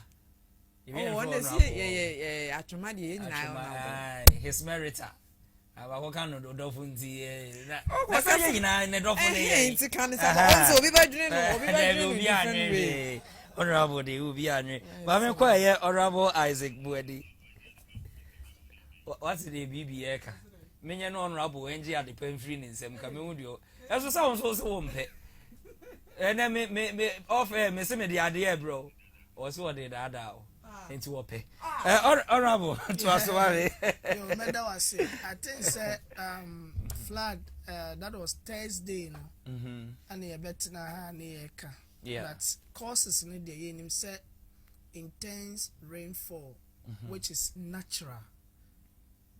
Last year, the way I'm showing to and this year difference be brave. Yeah. Internal say a to be brave, you can't prevent it. Yeah. Only one ko catching a miss more on your idea. But the year kana minya de pa abobo bisuno. Our attitude, indiscriminate throwing of refuse anywhere. Enra or this Saturday. Na minim say sanitation e bi koso okru enokra wa ha say me de bi ato okru ana ye kofa edum Harper Road ECG na e wo ho no yes sani down akọ Melcom na wo hwe government institution ECG omo yard nim baby omo to bola na ye ma busua dri. Then you ask yourself, say, are these professionals or educated people working here? Inti obie huye nenka obie also say, yembe peja bola nenye den. Infrio. Inti ensam doso. Afen so ye ka dan ye sisin wo bia waterlog areas. Waterways and I say what all those places. I was say urbanization ewo hodie but yɛn planners no ɔmo make sure say enye bebia no be grant permit so obi mpagya dan be nye den ensi okay because enso na eto na eyiri na eba na enya bebia emfa it will divert to the shortest possible place ebenya eno so ni ufie yeah and contractors omo so ye the contract mo omo no omo nye dwuma pa okay sika ye beto ye bekọ eja ho. That was Thursday, no na. Make us say this flood and I expose the contractors be brilliant. Yes. Be the beauty me na ye. Now so ensure na man na crack. I mean, na sikana open no. At the end of the day, all the kosher wine. Na mfaso de ba na beba. So what I say, yan kai who says sikano eye moja. What I say, sika ye moja. Enti yen sikana mojiji nkakra nkofo fifre ni ade at the end of the day yamfa nya the palm na benefit the citizen ya ehho asotwe beba any ade pa no so net here ehho asotwe ne min kan law any ade bravo ade pa net here you mo fa nya ade pa dia ade pa any say asotwe beba na natural disaster say ya beba so what I say enti yen educated members them drainage blocking of drainage and ye ka ball ye tutugu gutters ne emia baby on ma beto ball na egu enye gutter but senso ni to a e de be kwako she gutter ni mama. Talking of drainage no honorable Sodri Hana menko eye ehase was Ghana Armed Forces to lead nationwide drain cleaning in post flood recovery exercise. Ghana Armed Forces say omo the exercise chinchirinchi eba be hyehyɛ so concerning flooding no clean up exercise no way because oka draining way no ti yanko na yenti omomra ye ba na wato aso e de amame.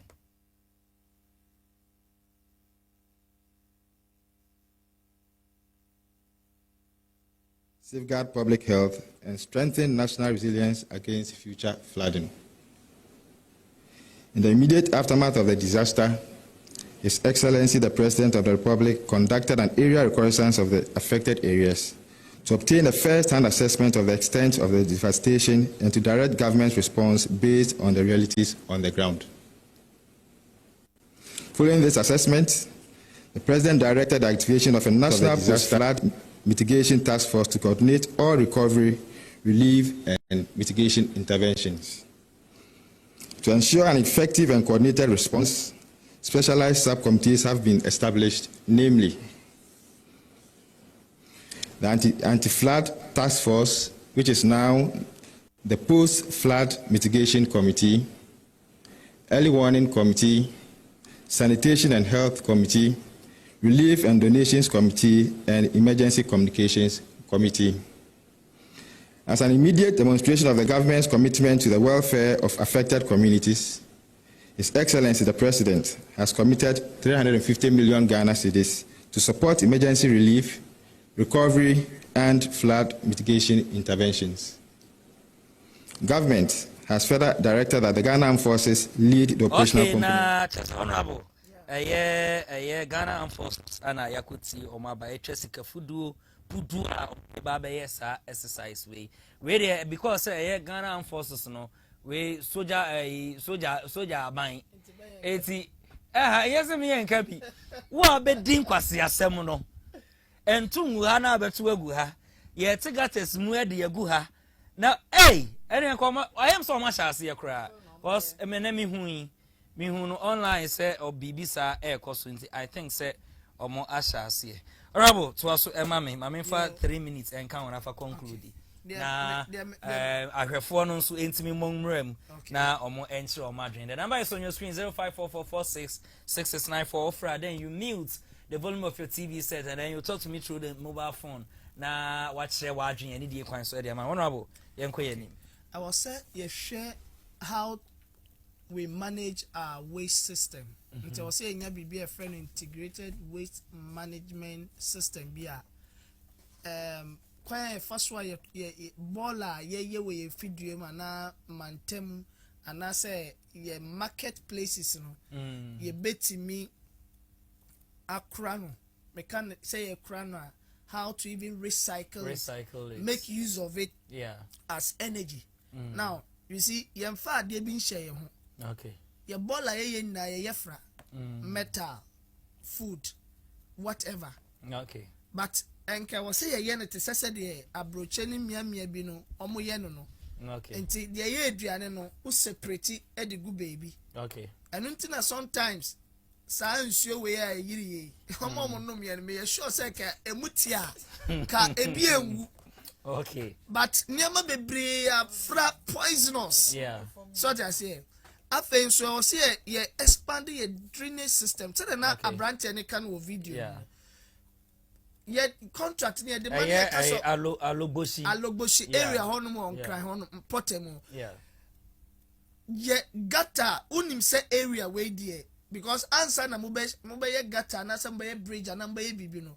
There are experts that come to evaluate the place. Okay. No man will say we say ne was saying we ne was saying. Tis a more ye gatas na ye expanding on the last be catch or say okay duma now share drainage systems in the baby. So who say you to na e overflow na it means a ball be a blocky baby. A blocky. Now also kakra you made mention kwada so ya yewo. Kwada so me papa Johnson o me namani mu ho akọfa community hospital ho. Community hospital. Said the gutters no esia ye choke with refuse no market area hono. Baby ankofo ni ton Jane Street pavement ne so kwa ni the ton fruit no. Emu na si inti hwe asphalt ye yo ekwan ye ya me nya sure say 20 years kraba and so kwada so asphalt road bitumen no e tutu we shouldn't be okay sanka ensure ni nya kwan na flow through the gutter and carbon se kwan da so ye mono okay enti Ghana ye tu sikagu through so many things. Okay. Ti the SN say the a soldier for no task force ne the but say utim na still sa gata no very small. Will it solve the problem when it the rain fall heavily? Enti was here expanded. Okay. Miabi wo hono ma e was say the akwan ye constructing road a etimi ja baby to was say dachi bia no because of traffic in India maybe nti betimi expand no yenya ne sa okay ana ye engineers and ye ken so ka say road minister ka say o ma or say municipal no so de omo ho jim ni me force 100%. Okay. Engineers they be make us so for line say enti engineers ben pa na hwema China geofo no e construct so for line kwan no ni overhead ni ene ko overhead na se netien kwa na ajibe adentina o ye BBC na utimi tu ekwan no man ko form knowing very well say ensure ni to na to heavily beba beta ho no enya baby amfa okay enti we applaud the Ghana Armed Forces media say yen go back to, if even we don't have a military rule cramp ye practicing democracy but me pese the government of the day which I am my by ebema to me be or the military no say there is no way anywhere or call for peacekeeping. Let's make use of the army, the security agencies. Ujai police for enko baby ujai immigration enko baby ujai fire service enko baby yen tu emema manungu krom military na no mun ensure sanitation say be ye be di ehuni ewe ye important ni bia bebre ene kwa patrapa yes apatrapa say ye wie na oni o cameraman no mo benya adage a mon kwa patrapa eko poku krom baby a omutu bola ni gu ko hwese de bola no ewo ho no eni ade a ye tu bola ni gu mu no eho atiti pasa we kire nyame ya adoma meba be bo video bi na ewo eye kwada so SD school ye wa he ya no me Davis me Chawano Sunday it's too much was it weekday adam me wie program here anadu ya na me koi se me kofa ho unbearable sense. I'm calling on the Padasu health directorate. It's too bad. Any municipal and sanitation if one said they should move to Padasu SDA school muho.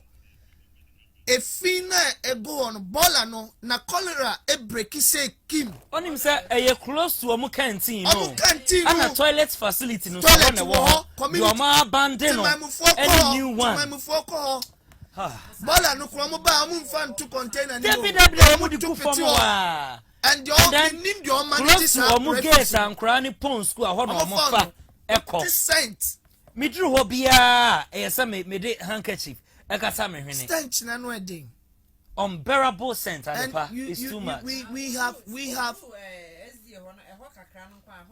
it's different. We have share me what Triumphant Baptist Church why I say here. Okay. Some time ago, you take the steps. Say you be clear baller no kwada so baller. Kwada so baller yeah. I dey do point be. I feel say you okay. Bene opa ye wia ye miensen on mene woni adepa hana da ye nyina ye nam enim ye koso ne ye hwe omomu enuafo no yeah how bola no masa momu etu a eba enti nsuo ne to nsuo to a wo de ya behwe de ye wo ho no yeah na say nsuo e chimba I newly church ya musi ni he ya no I think say mutu we bi minim de na mode ye bola ne twin nsuo ne twin bola ni nyina aba be and it's very sad so I asked myself say do we have sanitation eyi ewe assemblies ni your health eyi on ma mo enforce the bylaws of these assemblies okay I was saying conformity on my hold you more responsible ejuma no na was e gifre om nsem na yadi obi obetimi aya be se on ma yenye okay all right obetimi aboy rem na wa friend wa che wa dwen 0544466694 ubo rem na wa che yenko yani wonim say after the flooding na no kra na ese afi nsu kese ebeto afri Togo asa abagana no Samra boy de omunti se dogo bi enu abe Samra boy wa na flooding si gidi ebe yi ni nyina wa ha illegal mining for resume omo ye adwuma na yenko na yenhwe no nsomra ehwie ebe sa to was Years of mining along the Tano and Samre rivers has exposed Samra Boy, Insuachiri and others to extreme flooding. Almost half of the Samra Boy township has been submerged for days. It's very unfortunate. For the first time we are seeing this in many years. I think since 1968, that is where we saw the first flooding. That was across the whole country.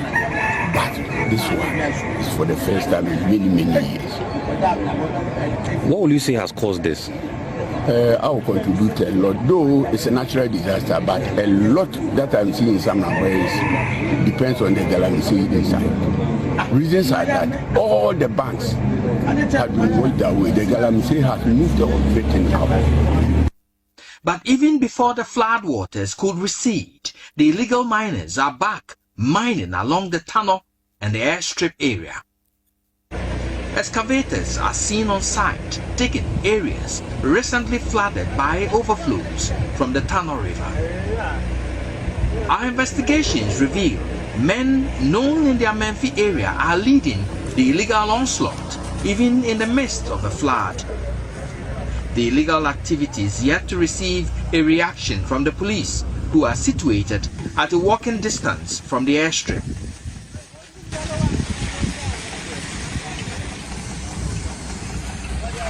Concerns okay, arise. na just a Samra Boy for illegal miners no omo resume omo ye adwuma after flooding kese ye si hoi Ghana yemfa nya sua hunu yemfa nya sua de flooding na si all in the name of Tano Numri forest ne nasefo da me come say bia oye galani or you can afford bia bottle water.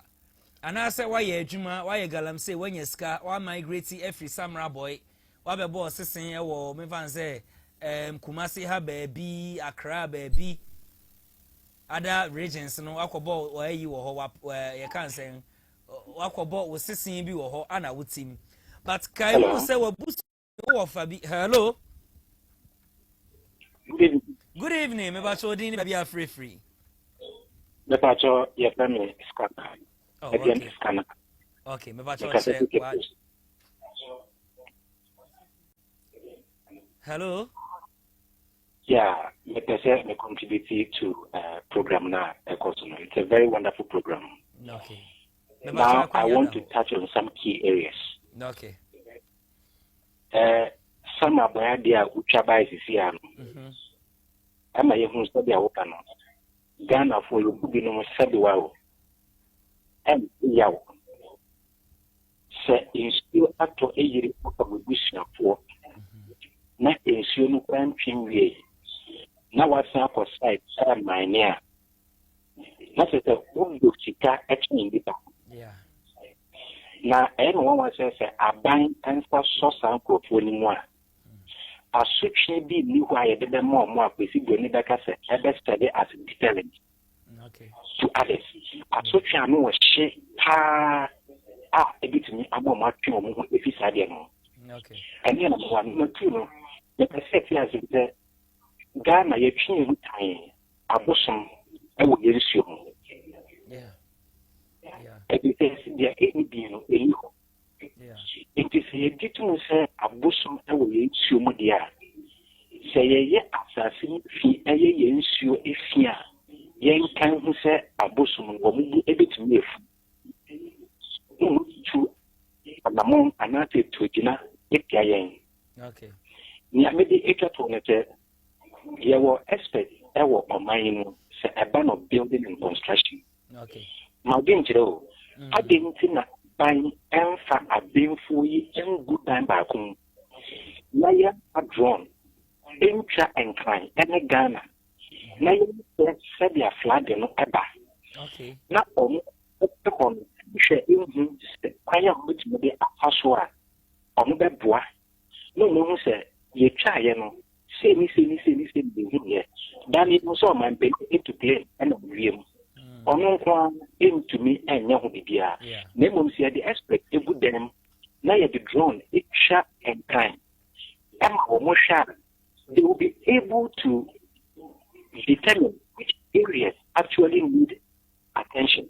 Okay. That's what my okay. All right, you better was a so our friend watch watching. Also, best me about the number is still on your screen 0544466694. Now, what friend watch watching. Now me wo and I'm at the pub. Okay, now I'm honorable, so honorable. Yeah, I'm calling tell pa 5 minutes now. Yeah, Brenna, yeah, break cravy. Okay, Samurai boy, the yeah, king. You see, men pie bonne say resources be currently. Away my mu say it is not doing as good as a result of subai and in Yamabia. Yeah, Timamufon, yeah, dine dear. Me pa and Kameka say Nyamina on Pekwan be soon on Jim Free and Sem. Okay.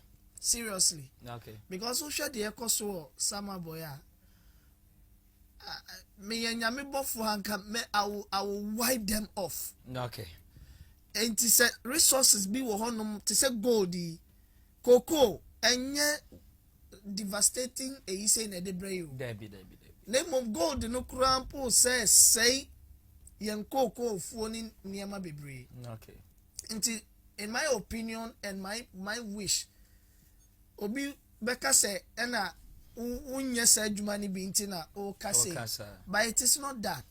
Sadiano near to the benefit of the environment, any citizens na ye timuna. 100% Yami manin busu. Okay. But still na ye cannot nipa swording, sikanti, me wa uye na unye skana, untina ho any timamufone safao. Yeah. O ko na skin disease. Any nyema bi yari boni bi so what I say affecting those people and you not even come and give a penny or dime to do it.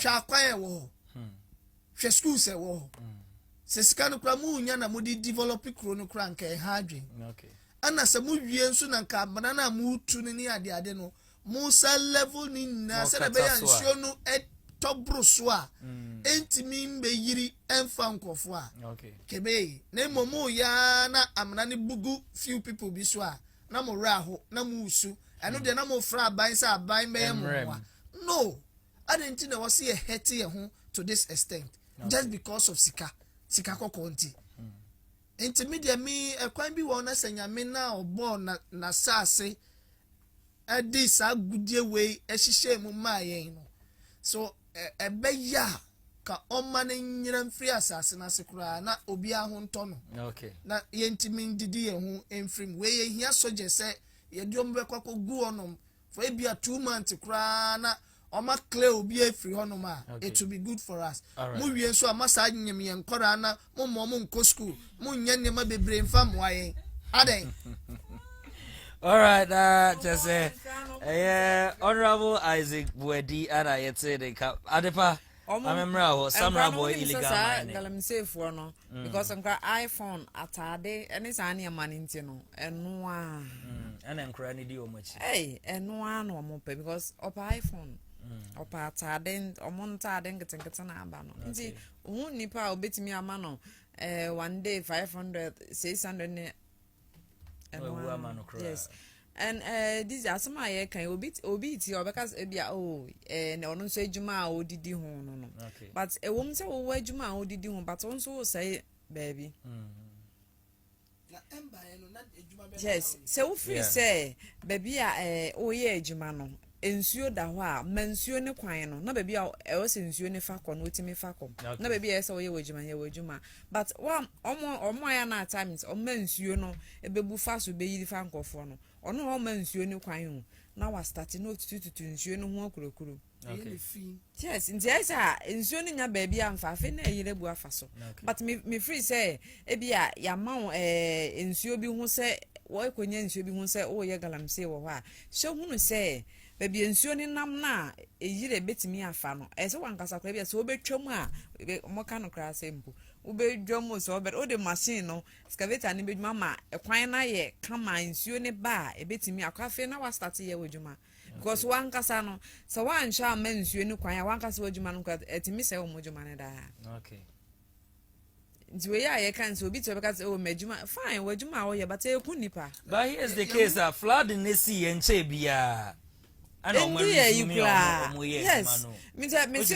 Ghana my soldiers for no on fa o mo ma better to say me dey ni bi nko on for mo on po wasuma o better sound no wasun inside when you so better eja okay on fa sa nkofo ni because o ma anya o mo so mo njai okay o ma anya and this unim dey ha me pa obu ha o mfiri krom ho wa be ye we say the na me nua be ma wa be ye we na wokọ afete krom ho afọ na na ebe sofa omo na na ebre se ukọ se bi ukọ nkase be na akọhu be bi obi dan si aye tugam se woni na asefam na de aya na ya ne se China fo ne ba na ya timamfo Ghana fo ne ma omo concession se monye na monkotu gala ebia krom hofo ne bi nso ba akọ ya adwuma ne bi o agiska guo mbotom instead of se omo awie no pit no ombeka cha abrofo ne sa monkata so David omko mbedidim omu didim a abrofo na beji omu sika ko yare na aka no yen ene ye be sofa eno de omko a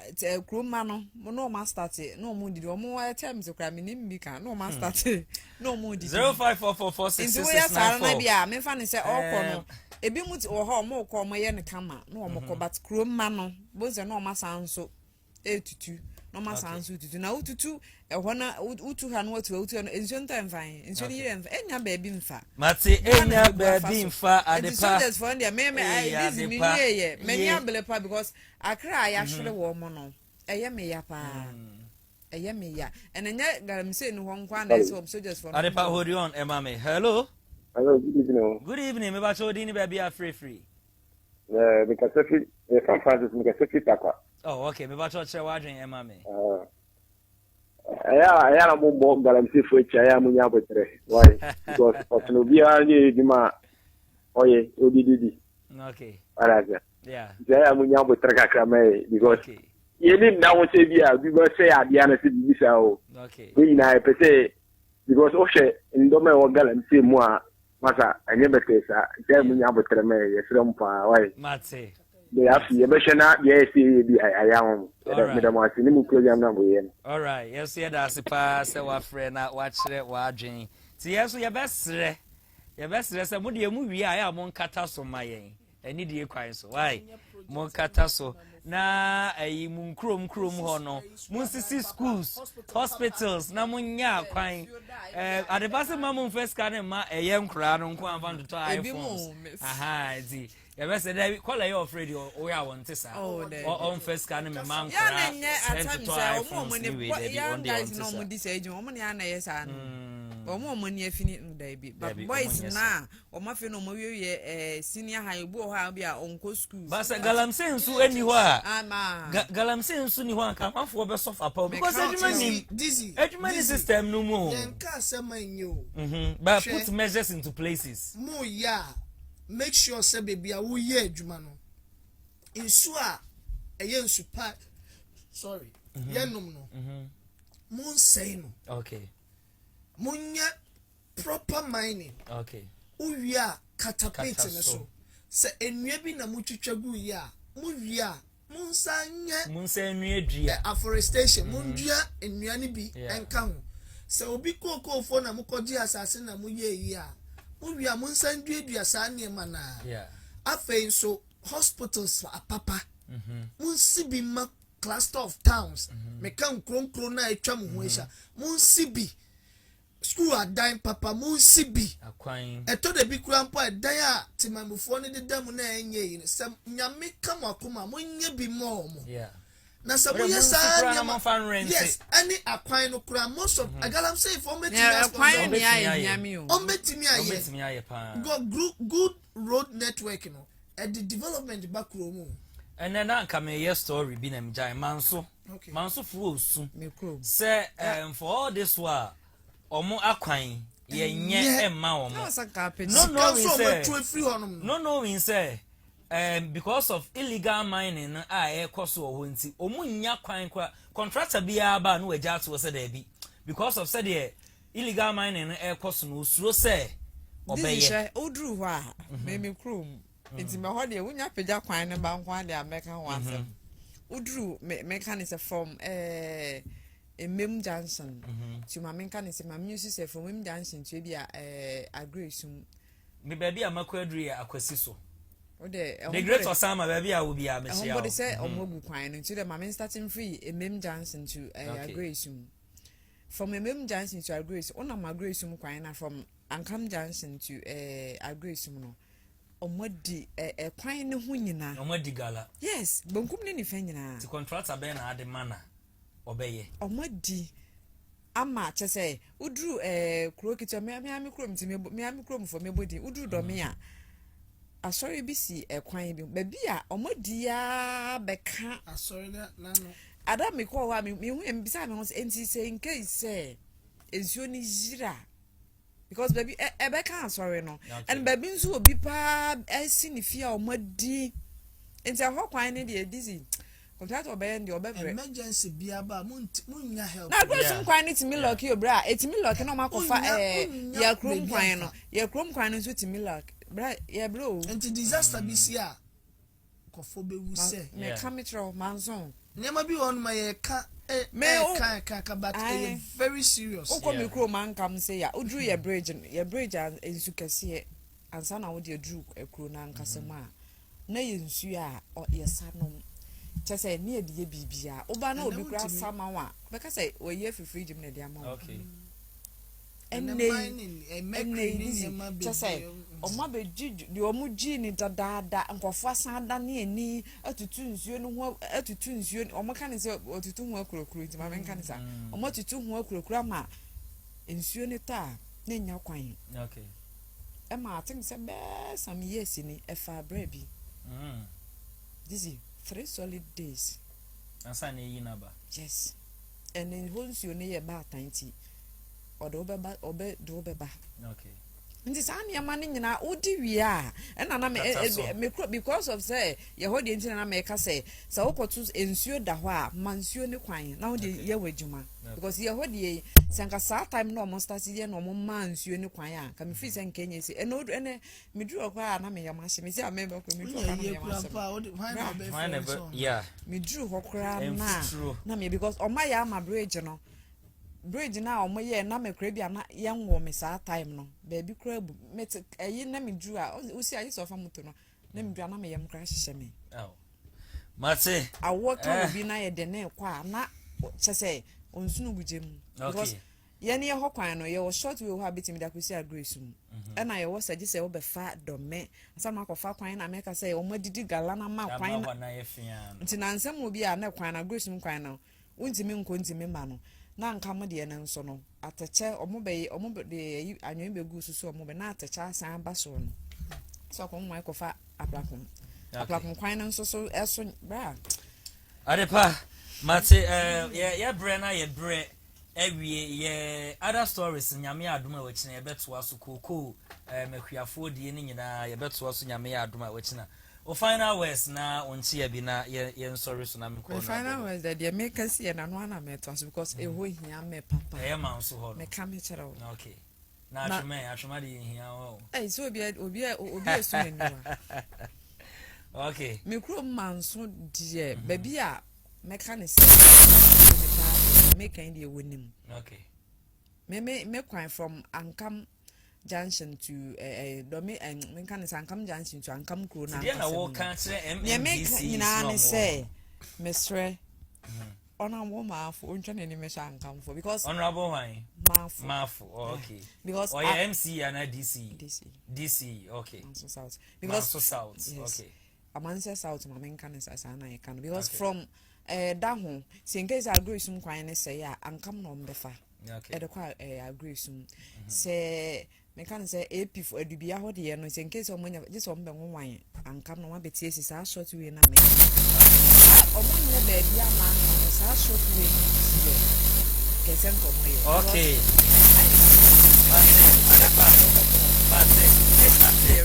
mate honorable my memory ho will final words na yen sorry so okay meda meka say Hana TV mpenimfo ene wo hoster madaro mama ya kwenya ya yene temamufo edin nkita ho na say ye dwendwen kwaya Ghana ebefa so na etumpon na ye krabehwe say de ye kondo say ebekọ amanfo so okay na de meka ne say bebia ye tu galabia na say ye mining bia no epese mpenimfo ahemfo ene kroma ede hye omadwin mu say se mo kro no etete epansama kro bie ni ho mo betimi dia fa aye omode okay nti omo ni nko omo kro no ene kro no development na sika no omo mfa nya niema ebe benefit emofra na enyini ba ene babunu a ewo ho a sabi omo wo daachi bi no okay na mamma mpenimfo no omo ni di sika echi no endwini sika ho because omo aka omo na se no omo free asase so okay so what I say yeah enti yenja edin bi ntu na daachi echirima aka ye hu se ye nananom omo di kan ye papa nom ye maame nom omo di kan no omo bo brapa to me currently krobia gala asai hobia na se mpenimfo ne maamefo ne hwanhwanfo ne na no enye brapa bia no omo bo ede eja daachi echirima wo okay aha na medema no disim AC no as usual achiame hene beda wase achiame hene me regional communication team mpenimfo no ene yeso national na meda obi biara se ene me staff members amene omwo nyankyeranya se Methodist GHS okay afen so meda a Royal Cleaning for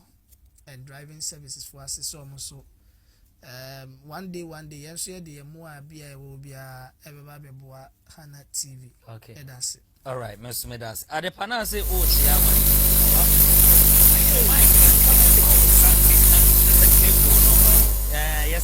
yes, what don't say, Kama, blast it.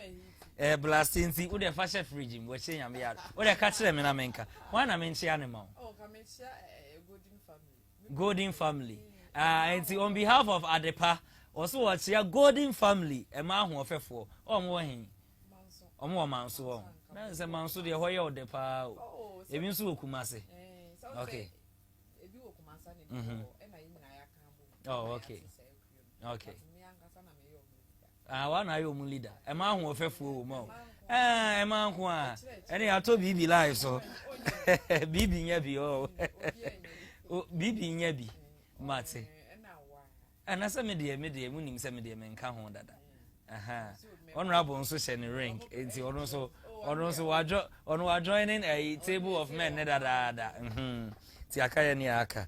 Very good way. Aha, Anna, a bread, and my quite media in a baby. It will be a Roger bread, a share, and say, Mamma friend, one went to me after other partners. Mamma friend, and one went to me after ringing a young people in Shramo. Now, on Yamoke say, Hi, Hana TV, Yami Aduma, which I was same time, same place. BB and the General Camrich, or not as a control, and our dear farm frame, or TMC, sometimes, or no can see Munugu, young people in Sharana, or Yannick, had the password of a man.